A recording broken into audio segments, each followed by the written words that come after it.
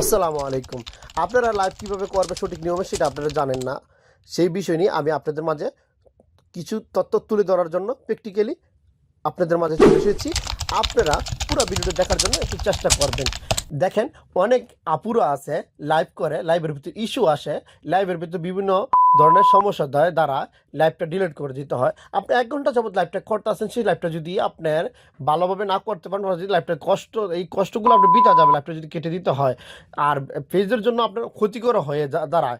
তাই চলেন বেশি দেরি না করি, আমি আপনাদের মাঝে প্র্যাকটিক্যালি তুলে ধরছি কিভাবে লাইভ করবেন। চলেন, প্রথম আমরা ফেসবুক প্রোফাইলে চলে গেলাম। আমি প্রথম, তারপর উপরে প্লাস আইকনে টাচ করলাম, তারপর লাইভে টাচ করলাম।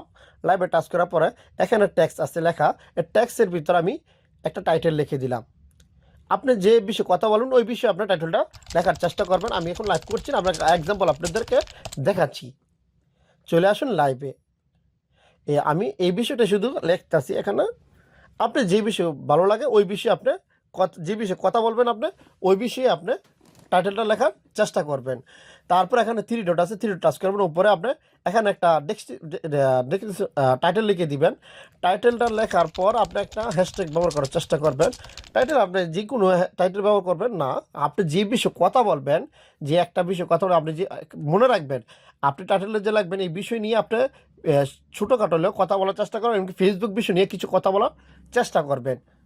তাইলে আপনার লাইভটা অনেকটাই ভালো হবে। আপনার লাইভটা টাইটেলের কারণে কিন্তু আপনি টাইটেলটা দেওয়ার চেষ্টা করুন, ভালো কিছু টাইটেলটা দেওয়ার চেষ্টা করুন। ভিডিওর মধ্যে যেভাবে দেন এইভাবে দেওয়ার চেষ্টা করবেন। লাইভ এমনকি হ্যাশট্যাগ এইভাবে ব্যবহারের চেষ্টা করবেন। তাইলে আপনার লাইভের ভিতর ভালো ভিউজ আসবে, এমনকি অন্যদের কাছে লাইভটা পৌঁছে যাবে। তারপর উপরে তো এখানে আপনার অনেক কিছু আছে, এখানে আপনি সব কিছু আপনি চেক করে এক এক করে চালু করে দিতে পারবেন।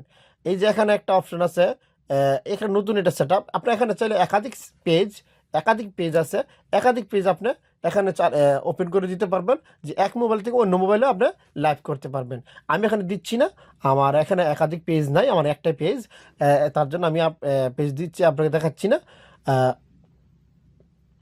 এখন আপনারা আখের কাম হচ্ছে গো লাইভে আমি চাচ্ছি না, আপনারা গো লাইভে যে সব কিছু কমপ্লিট হয়ে যাবে, আপনার লাইভ আলাতুল করতে পারবেন।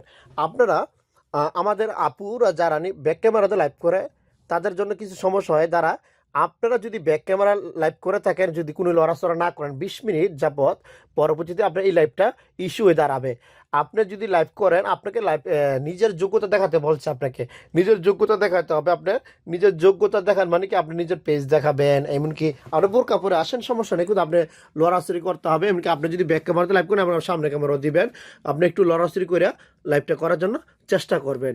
আপনাকে যদি লড়াচড়ি না করেন, ফেসবুক আপনাকে মনে করতেছে, ফেসবুক অ্যালগরিদম মনে করতেছে আপনি রোবট মনে করে আপনাকে পরে এই লাইভটাকে আপনাকে সমস্যা করে দিচ্ছে। আর এই কথাটা মনে রাখবেন, আপনি এই লাইভটার কারণে আপনার ছোটোখাটো যদি কোনো ইস্যু থাকে এই লাইভটার কারণে কিন্তু আপনার ইস্যুগুলো কেটে দিবে।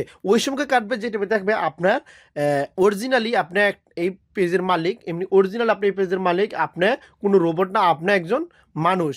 তারপরে আপনার এই সমস্যাগুলো সমাধান হয়ে যাবে। তো আশা করি আপনাদের কাছে ভিডিওটা ভালো লেগে থাকছে। আর যদি ভালো লেগে থাকে লাইক কমেন্ট করে শেয়ার করে পাশে থাকার চেষ্টা করবেন। আর আপনাদের কোন ধরনের ভিডিও লাগবে আমাকে একটু কমেন্ট করে জানানোর চেষ্টা করবেন, আমি ইনশাল্লাহ ওই ধরনের ভিডিও দেওয়ার জন্য চেষ্টা করব।